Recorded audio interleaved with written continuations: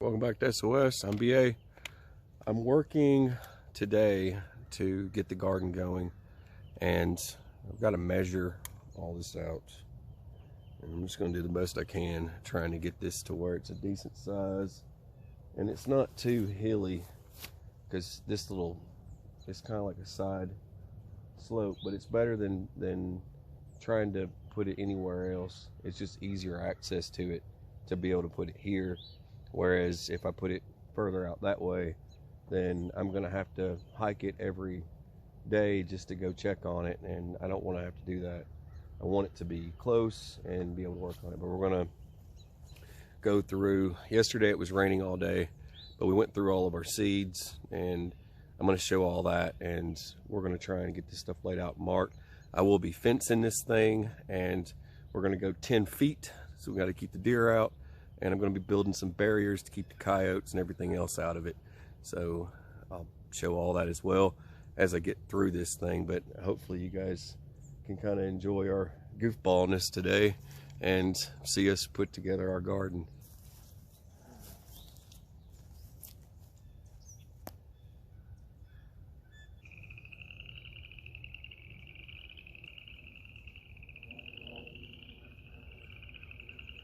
So yesterday it was raining and we didn't get a chance to go outside much, but all right, now these are the ones you wanted to talk about. That this is Patriot seeds, right? But you wanted to say something about how we have to get the seeds started inside. I'm a little late on those. They're a little late. Yeah, because these peppers, you got to start pretty early. It's you got to grow indoors between 8 and 10 weeks before the last frost. So we're a little behind on those. Same thing with the cherry tomatoes and radishes. Ugh, who the heck likes radishes? Come on now. Radishes. All right, so they all fall down. Let's just dump all these out real quick. I'll put them back in here in a minute. Yeah, you will.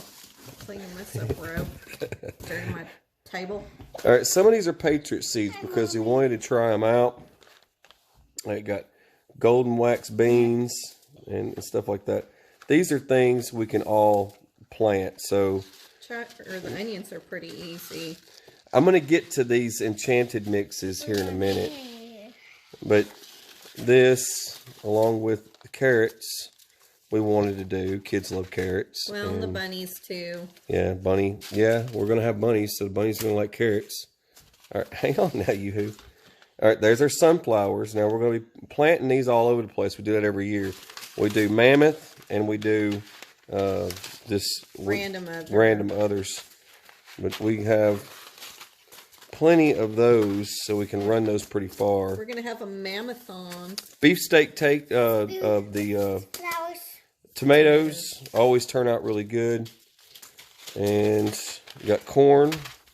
I'm trying to do sweet corn. I got a few of those. Now, I love doing green beans because you prune and prune and they just keep growing and growing and growing. So you get a lot of produce with this. She's doing her herb garden again. So we did get all of our herbs. More than just those three. They're all over the place. Cabbage, watermelon, because we're going to do watermelon again. We got wildflower. Now these are for honeybee mix. And if you want to do them individually, you can. You don't have to just do, because where's the other flower that this is the hummingbird mix, and there's your honeybee mix. Now you can do something I wanted to show you guys. There's our pumpkins. We do pumpkins every year. Like this guy here, this is a honeybee mix, and also it works with hummingbirds. So this is just the individual purple cone. And if you do, you can do just these. You can get these individually, each flower that's in here, but this is just the mix. It's just easier just to get the mix because we're going to be decorating with a lot of this stuff and making it useful. Value pack. Value pack, definitely. Yeah. All non-GMO. We didn't get anything that was a one-time deal. We've got other carrots as well. Peppermint. I'll tell you parsley. I got cilantro, and I was shocked to see the cilantro grew all winter long. I didn't touch it, and it Yeah. kept growing through the snow and everything.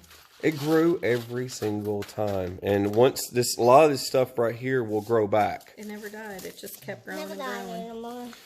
I'm doing rainbow carrots just cause I thought rainbow carrots would be cool, just for the kids. But kale's always good to have. So we have a variety of stuff here, and we've just got to space everything out so that it's nice and neat and organized. But we're going to have one box section that's just for box garden, and like we did before. And I'll talk more about that here in a minute. But we had a lot of fun digging up the lot today. So much fun. Chopping, cutting, and everything else. Burrs snagged in your skin. I mean, there are here around here we have briars that literally, if you fell down in the briar patch and you had a shotgun on you and you were hunting, you could literally just rely on the briars to re-rack your shotgun for you around here. They'll pump your shotgun for you. That's how thick they get. Anyway, you measure out the things. It's good job. You did good, kid. You ready to grow some stuff?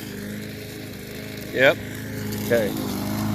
Well, Sippy's pushing a push mower for now. We got to kind of do it manually because the stuff's too high, and there's some briars that are just a bit too thick to cut. Somewhere in the center of this thing, we're going to do our herb garden, and it's going to be a raised bed. We got to do an entrance. There's got to be an entrance, and it's got to be a high gate. What else do I need to say? I'm trying to remember all the things we're doing here, but anyways, we'll finish up. Bandito, do you see any squirrels today? Go get the squirrels. Bring us a royal feast. Tailing is a hard job, and a man's got to do what a man's got to do.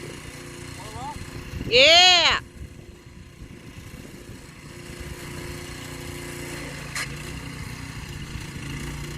Just watch them toes.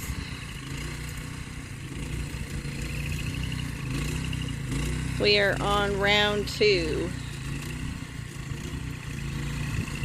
Sippy did the mowing. I did the harder part, of course. BA just gets to prance around with the tiller.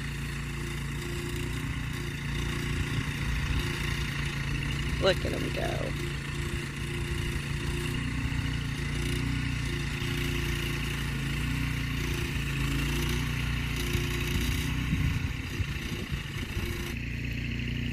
Dog versus log. Who's gonna win? Who's gonna win? Ellie looking like a little Smeagol over there hunting for her precious. Ellie, what you looking for? She doesn't know yet. To give it a rest on the tilling today. Come on, man. I tell you, man, just because you got a tiller doesn't mean the work ain't hard. Oh, well, I guess you need to go get a mule. It does make it easier, but it still requires a lot of effort for distance wise when you're tilling. Most folks expect the tiller to do all the work, but you're pushing along as well.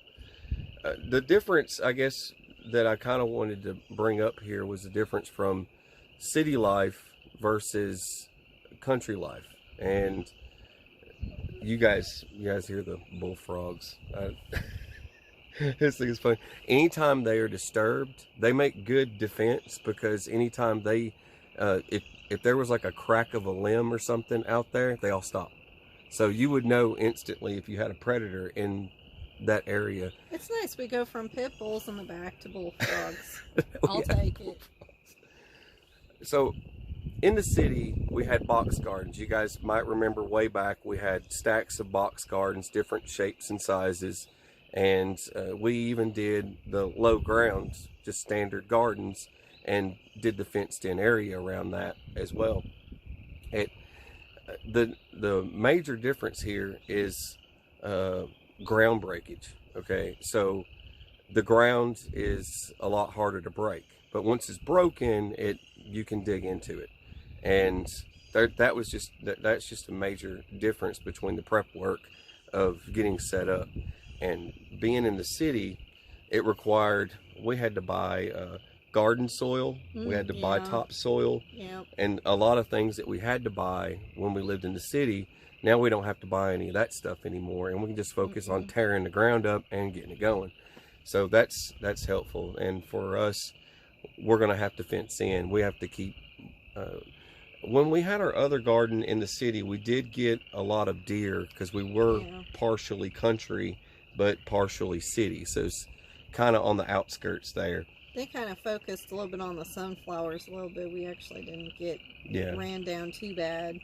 They did eat all of our sunflowers. The deer would eat our sunflowers just like that. And as the carrots and stuff would come in, they would like to eat the tops off of them and stuff. But it wasn't too bad. They did get our corn.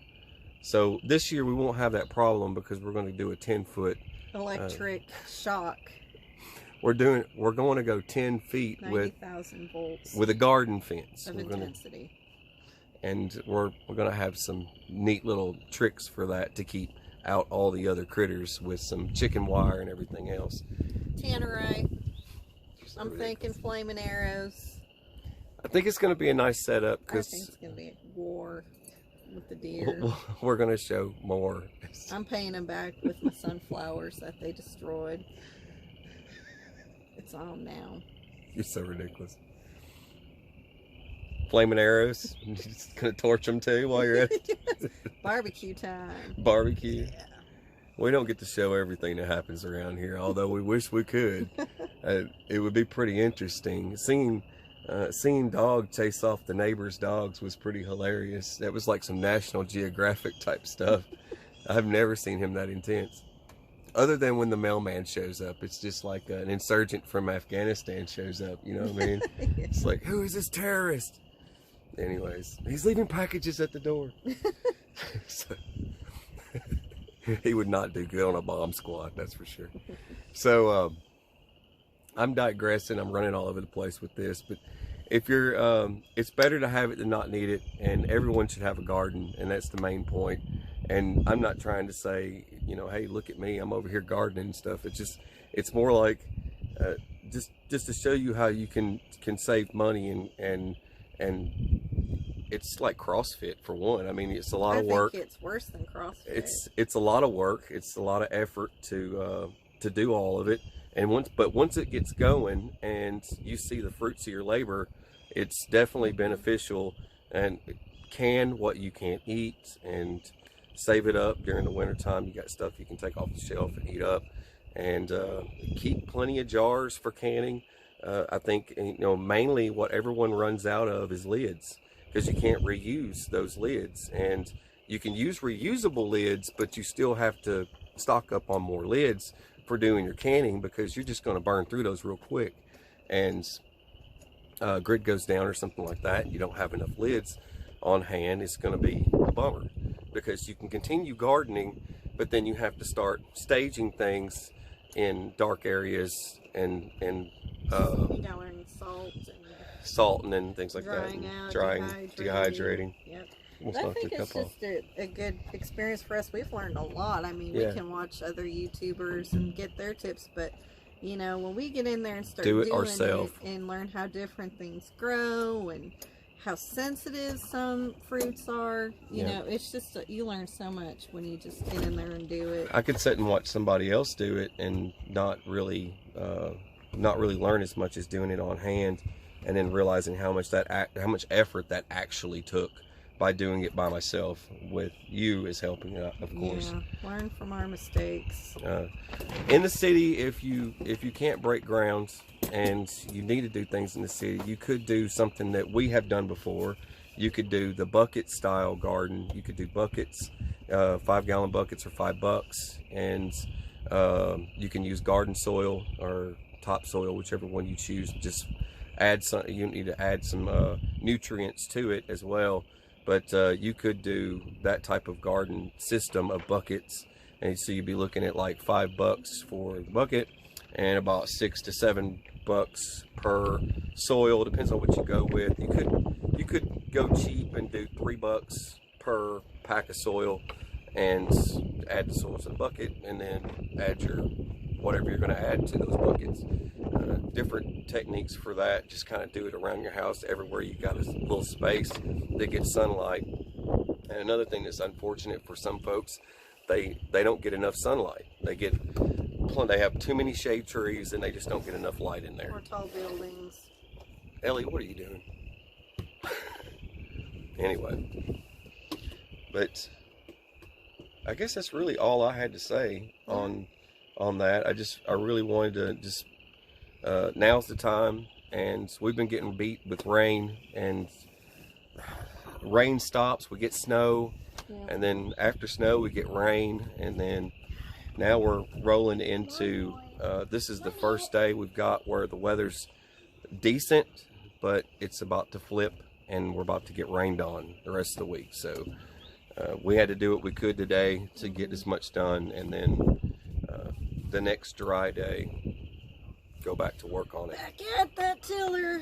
Get it, BA. I think it'll whoop you. I think it'll whoop you good. Yep. It's good when you're going downhill with a tiller, though. It does most of the work. Yeah. It helps. It does help a lot. All right. Thank you guys for watching. God bless you guys. Whatever that was. Take care, you guys.